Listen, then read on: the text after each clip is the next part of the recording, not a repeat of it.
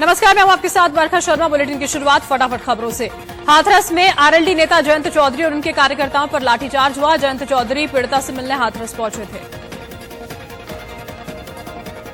Jayant Chaudhary media से बातचीत कर रहे थे कि तभी पीछे से पुलिस वालों ने लाठीचार्ज कर दिया।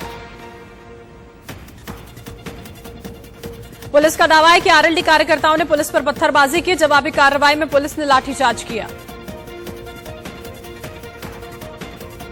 हाथरस मामले पर सियासत चरम पर है। समाजवादी पार्टी के कार्यकर्ताओं ने प्रदर्शन किया। यूपी सरकार के खिलाफ जमकर नारेबाजी की गई। पुलिस पर पत्थरबाजी भी की।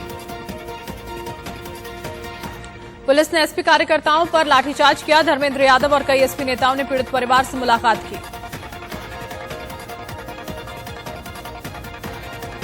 हाथरस कांड पर यूपी के सीएम योगी आदित्यनाथ ने विपक्ष पर पलटवार की और कहा कि विपक्ष सांप्रदायिक दंगे भड़काना चाहता है।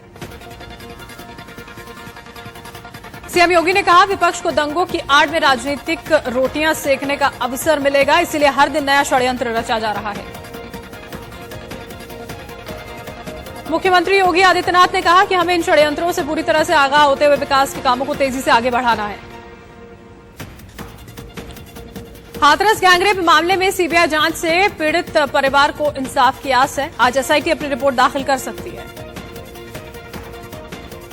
पीड़िता के भाई का कहना है कि सीबीआई जांच से दोषियों को कठोर सजा मिलने की उम्मीद है, लेकिन सुप्रीम कोर्ट की निगरानी में जांच होती तो और अच्छा होता। हाथरस में आरोपियों के समर्थन में सवर्ण समाज एकजुट हुआ। कहा, राजनीतिक पार्टियां अपने स्वार्थ के लिए मामले को तूल दे रही हैं। हाथरस में पीड़िता के गांव अबोलगढ़ी से करीब 5 किलोमीटर दूर बघना गांव में आरोपियों के पक्ष में पंचायत हुई। पंचायत ने सीबीआई जांच का स्वागत किया। बिहार चुनावों से पहले आरजेडी की मुश्किलें बढ़ गई हैं। आरजेडी नेता शक्ति मलिक की हत्या के आरोप में तेजस्वी और तेजप्रताप समेत 6 पर एफआईआर दर्ज की गई है। हाथरस मामले पर बाराबंकी में बीजेपी नेता रंजीत बहादुर ने विवादित बयान दिया है और कहा कि सूखे बाजरे के खेत में लड़की कौन सी घास काटने गई थी। आज एक बार फिर बीजेपी नेताओं की बैठक हो सकती है। सूत्रों के मुताबिक नड्डा एक बार फिर बिहार के बड़े नेताओं के साथ बैठक कर सकते हैं।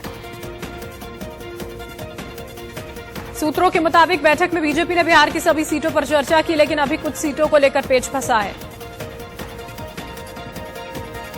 बिहार चुनाव से पहले एलजेपी ने एनडीए का साथ छोड़ दिया, लेकिन एलजेपी चुनाव के बाद बीजेपी को समर्थन दे सकती है। एनडीए से अलग होने के बाद बिहार चुनाव में जेडीयू के खिलाफ एलजेपी अपने उम्मीदवारों को उतार सकती है, लेकिन बीजेपी के खिलाफ एलजेपी उम्मीदवारों को नहीं उतारेगी। एलजेपी अध्यक्ष चिराग पासवान को नीतीश के नेतृत्व में चुनाव लड़ना मंजूर नहीं है। अब एलजेपी बिहार में चुनाव अकेले लड़ेगी। एलजेपी आज पहले चरण के लिए उम्मीदवारों का ऐलान कर सकती है। पहले चरण के लिए 71 विधानसभा सीटों पर वोटिंग होगी। यूपी के गोरखपुर में कांग्रेसियों ने लापता नेताओं के पोस्टर लगाए। कांग्रेस कार्यकर्ताओं ने स्मृति ईरानी और स्वाति सिंह के पोस्टर्स लगवाए हैं। सुशांत सिंह केस को लेकर बीजेपी नेता राम कदम ने कहा कि सरकार ने 65 दिनों तक जांच की, लेकिन ड्रग्स चार्ट को लेकर कोई कार्रवाई नहीं की। सुशांत की एम्स रिपोर्ट पर मुंबई की मेयर किशोरी पेडनेकर ने कहा कि एम्स की रिपोर्ट से सच्चाई सामने आई। मुंबई को बदनाम करने की साजिश हुई नाकाम।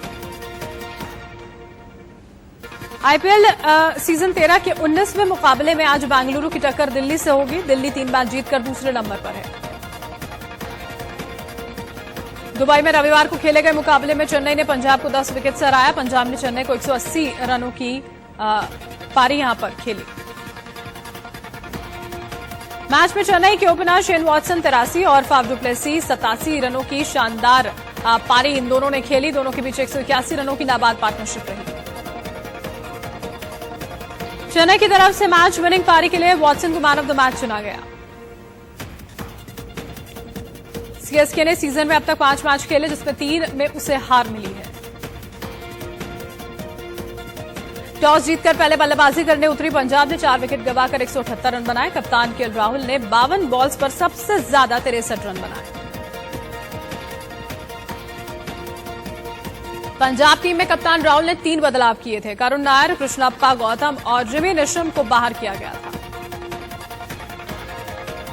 देश में कोरोना के अब तक 65,49,373 केस सामने आए हैं, जबकि 9,37,625 एक्टिव मामले हैं। देश में कोरोना का कहर जारी है। पिछले 24 घंटों में 75,000 से ज्यादा नए मरीज आए सामने। देश में कोरोना से 24 घंटों में 940 मरीजों की मौत हो गई। मरने वालों की कुल संख्या 1 लाख के पार पहुंची। दिल्ली में पिछले 24 घंटों में कोरोना के 2,683 नए मामले सामने आए हैं। 38 मरीजों की हुई मौत।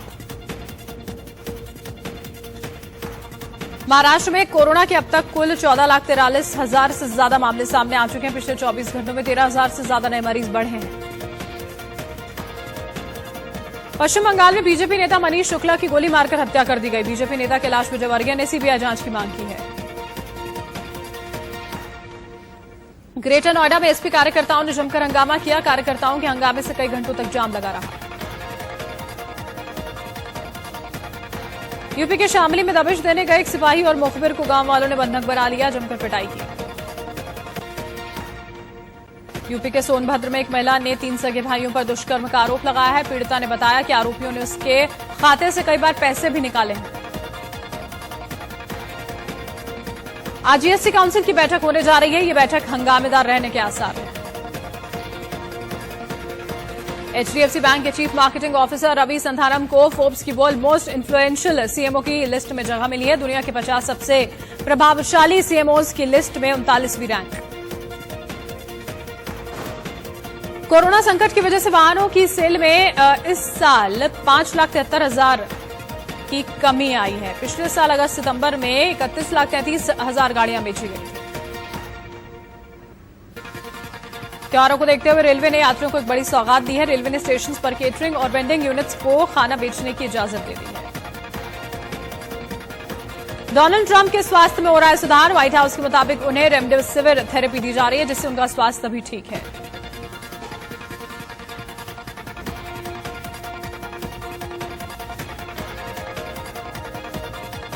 नेपाल के पीएम केपी शर्मा ओली का सरकारी आवास पूरी तरह से कोरोना से संक्रमित हुआ। सोवियत यूनियन के 2 देश आर्मेनिया और अजरबैजान के बीच जारी युद्ध में अजरबैजान को भारी नुकसान हुआ। इस युद्ध में उसके 3,000 लोगों की मौत हुई है। यह पूरा मामला 4,400 स्क्वायर किलोमीटर के नागोर्नो काराबाख इलाके पर कब्जे को लेकर है। नेपाल के पीएम ओली के निजी डॉक्टर, 3 सलाहकार, निजी सचिव समेत पीएम की सुरक्षा में तैनात 76 सुरक्षाकर्मी कोरोना पॉजिटिव पाए गए। दुनिया भर में कोरोना से अब तक 3,53,00,000 से ज्यादा लोग संक्रमित हो चुके हैं। 10 लाख से ज्यादा लोगों की हुई मौत। कोरोना से ब्राजील में अब तक करीब 1,46,000 से ज्यादा लोगों की मौत हो चुकी है। 49,06,000 से ज्यादा हुए संक्रमित।